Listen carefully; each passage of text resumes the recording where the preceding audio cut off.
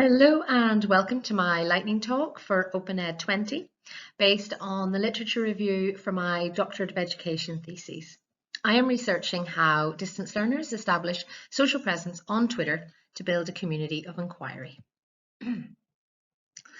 According to some experts, distance learning has existed for thousands of years, but within higher education, the OU is seen as a pioneer. Since the development of the internet, this has migrated towards online distance learning, which has seen a steady growth of providers, leading to a subsequent growth in research into how effective online distance learning can be and how to ensure students benefit from it. While the OU has currently over 168,000 students from countries around the world, there are an estimated 378,000 students registered in distance learning degree courses in the UK alone. In the US, over 1/3 of students study at least one online class as part of their university degree. With the temporary closure of school and university buildings due to COVID restrictions around the world, the number of students experiencing some form of distance learning has increased dramatically.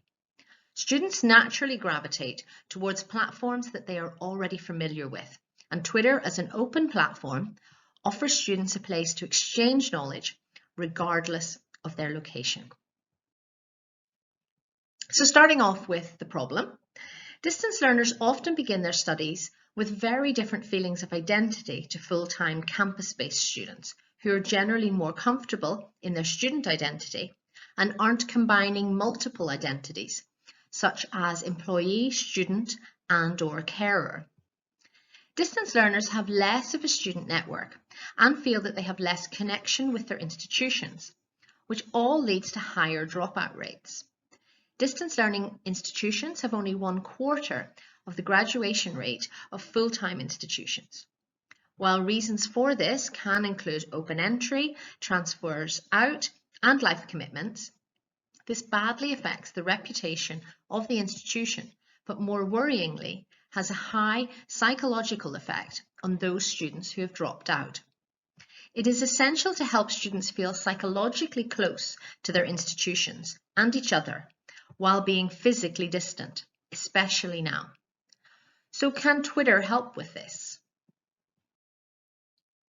Some students may choose to use Twitter to reach out to others and build a support network. The platform is free to use and relatively easy to set up an account. Students can reach people they would struggle to meet otherwise due to geographic, financial, or time restrictions. However, while research has shown that distance learners appreciate the use of Twitter to interact with each other, this educational use of Twitter, particularly for distance learners, is often ignored.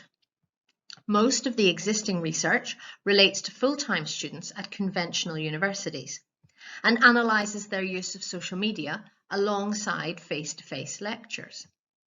I will be focusing my research on two aspects of the communication between OU distance learners on the Twitter platform, both the networks that OU students create and the discussions that occur around particular hashtags and keywords.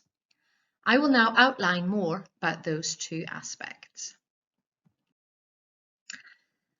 Social media platforms have emerged as places where people can communicate with anyone around the world. Users gradually build up a network of people they are interested in following and hearing what they have to say. The subsequent networks that people build for themselves on Twitter can be considered a type of online community. As this new form of community has developed, so too has the possibility of researching them using software programs that can now manage very large amounts of data. However, networks are rarely studied in Twitter educational research, particularly among students. What structure would distance learner networks have? Do they fall into any of these 6 established social media network categories?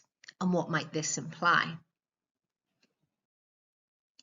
Social media communication is also facilitated through the use of hashtags, allowing users to find posts related to a particular topic regardless of their existing network. Software programs allow the coding and analysis of posts using a particular hashtag within a set time frame, including sentiment and discourse analysis. I plan to analyse hashtags and keywords used by students, by distance learners. What is actually being said or tweeted by these distance learners? What do they discuss on Twitter? There is very limited existing research on this. Finally, what might the possible outcome for students be?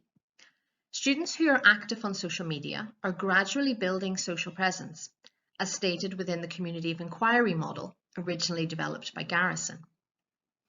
Social presence is considered a key factor in effective online communication and learning. This can be tested using established criteria and measurement tools. Despite the software being easily available for large-scale network and hashtag analysis, nearly all existing educational research on Twitter use is based on questionnaire and interview results, or in a few cases, the analysis of compulsory Twitter activities. Using questionnaire and interview data has the risk of students discussing what they think they say online rather than analysing what they actually say. My research focuses on filling those gaps by coding the text used in tweets to see if this falls under the social presence indicators within the Community of Inquiry model.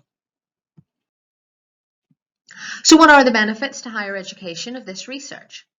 Current COVID restrictions are leading to more distance learning and use of social media. Alongside that is a growing importance for students to build their social presence for future job roles and making connections.